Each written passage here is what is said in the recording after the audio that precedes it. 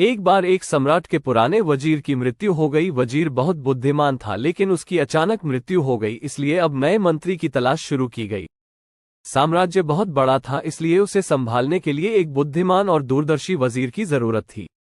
पूरे राज्य में सबसे बुद्धिमान और चतुर व्यक्ति की तलाश शुरू हो गई है। इसके लिए राज्य भर में कई तरह की परीक्षाएं आयोजित की गईं। पूरे राज्य से विचारशील और बुद्धिमान व्यक्तियों को चुना गया और फिर उनकी और भी कठिन परीक्षाएं ली गईं और अंत में केवल 3 चुने हुए व्यक्तियों को राजधानी लाया गया ताकि सम्राट उनकी अंतिम परीक्षा ले सके।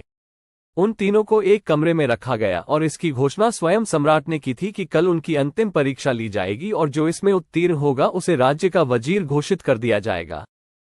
परंतु आश्चर्य की बात थी कि शाम होते होते यह बात सारी राज्य में फैल गई। सम्राट कल कौन सी परीक्षा लेने वाला है? सारे शहर में इसी बात की चर्चा होने लगी। सम्राट एक बहुत ही अजीब परीक्षा लेना चाहता था। कल सुबह उन तीनों को महल के एक बड़े कमरे में बंद कर दिया जाएगा और एक बड़ा ताला लगा दिया जाएगा। उस कमरे का दरवाजा, वो ताला उस राज्य के कारीगरों, गणितज्ञों और इंजीनियरों द्वारा बनाया गया था।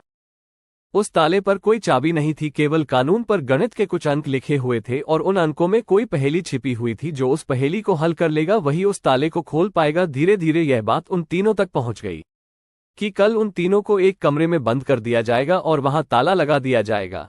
इसकी कोई चाबी नहीं है, बस उस ताले पर गणित के कुछ नंबर खुदे हुए हैं जिसमें एक पहेली छिपी हुई है। उन तीनों में से जो भी उन नंबरों का उपयोग करके पहेली को हल करेगा और सबसे पहले दरवाजा खोलेगा और कमरे से बाहर आ जाएगा, उसे वजीर बना दिया जाएगा। ये सुनते ही 3 में से 2 बाजार की ओर भागे और ताले के बारे में जितनी भी गणित की किताबें मिल सकती थी वे सब ले आए और उनका अध्ययन करने लगे। लेकिन तीसरा सबसे अजीब था।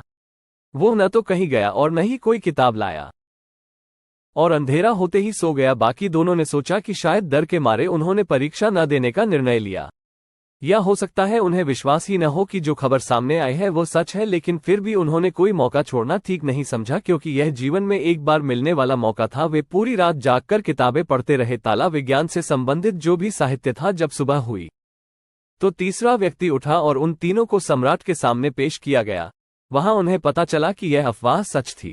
उन तीनों को एक बड़े कमरे के अंदर बंद कर दिया गया था जिसके बाहर ताला लगा हुआ था, कुछ गणितीय अंकों के साथ अंकित। आप तीनों में से जो भी इन अंकों में छुपी पहेली को सुलझा लेगा वो दरवाजा खोल सकेगा, और जो दरवाजा खोलकर पहले मेरे पास आएगा मैं उसे अपना वजीर बना लूंगा। मैं बाहर आप तीनों का इंतजार करूंगा। इतना कहकर बादशाह चला गया। वे दोनों व्यक्ति जिन्होंने पूरी रात पढ़ाई की थी कुछ किताबें लाए थे। दरवाजा बंद होते ही उसने अपने कब्जों में छुपी हुई उन किताबों को बाहर निकाला और ताले पर लिखे नंबरों को एक कागज के टुकड़े पर लिखकर उनका हल ढूंढने लगा। लेकिन तीसरे व्यक्ति ने कुछ नहीं किया। उसने अपनी आंखें बंद कर ली और कमरे के कोने में चुपचाप बैठ गया। उसे बैठा देखकर वे दोनों हंस पड़े और ताना मारते हुए बोले, क्या तुमने हार मान ली? कुछ करो तो कुछ होगा। उन्हें लगा कि उसने हार मान ली है।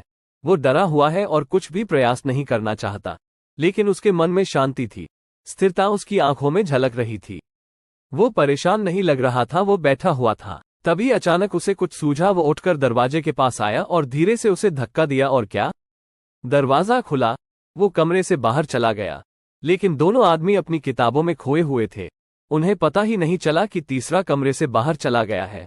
उन्हें तब पता चला जब सम्राट तीसरे व्यक्ति के साथ अंदर आए, जो किसी भी समस्या को हल करने से पहले ये जांचता है कि जो वो हल करने जा रहा है वो वास्तव में समस्या है या नहीं।